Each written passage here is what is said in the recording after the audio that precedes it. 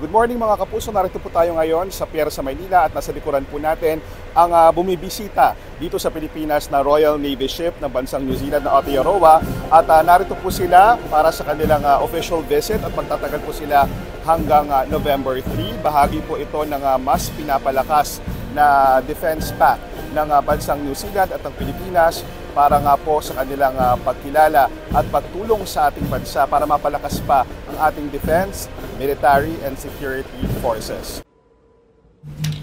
At bilang bahagi ng goodwill visit ng Navy ship na Aotearoa sa Pilipinas, nagkaroon po ng pagkakataon ng GMA Integrated News na masilip ang loob ng pinakamalaki at pinakabagong logistics Navy ship ng New Zealand ngayon.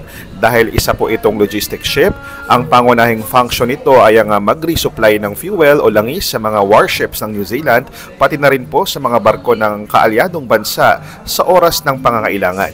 Isa rin itong anti-tech resupply vessel o Polar Class certified ship na merong sobrang tibay na steel na nakapalibot sa barko na kayang mag-operate sa mga extreme temperatures ng tubig. Kaya ang Navy ship na ito kaya pong magkarga ng aabot sa 10 milyong litro ng langis na kaya nilang ilipat sa ibang barko sa gitna ng dagat.